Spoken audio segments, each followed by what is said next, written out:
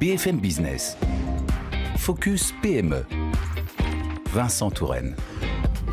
Faciliter la vie des personnes atteintes de diabète de type 1 et leur entourage grâce à une interface innovante, c'est la mission que s'est fixée Marc Julien. Bonjour. Bonjour. Vous êtes le patron de Diabeloop, c'est bien ça? C'est oui, bien absolument. Comme ça qu'on prononce le nom de votre société. Absolument. Merci d'être avec nous dans Focus PME.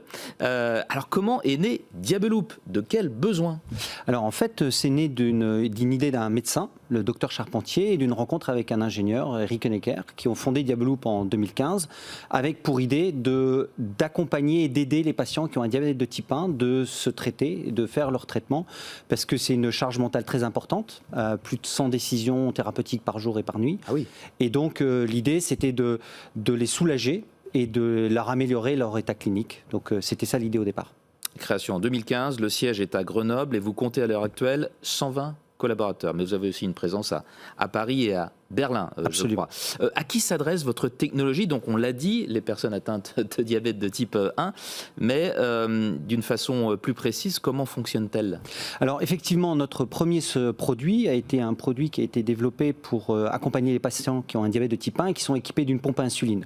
Et donc en fait, la façon dont ça fonctionne, les patients, ils ont en général un lecteur de glucose sur la peau qui va transmettre cette information à un terminal que le patient a dans sa main et sur lequel il y a notre algorithme qui va récupérer cette information, calculer la dose optimum d'insuline pour ce patient à un instant T et pour ce patient-là, et ensuite donner l'ordre à la pompe de diffuser cette insuline.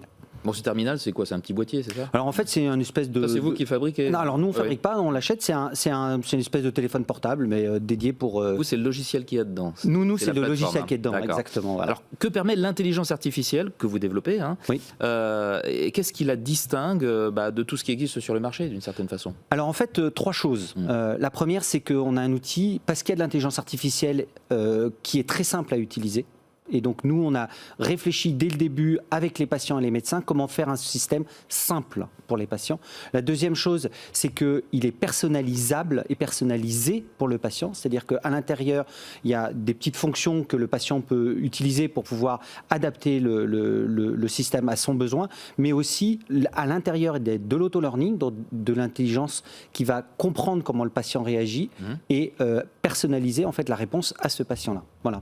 À l'heure actuelle, elles sont déployées où, vos solutions? Alors aujourd'hui, on a plusieurs milliers de patients qui sont équipés de ce système en Europe, dans 5 pays européens, et on espère bientôt en France.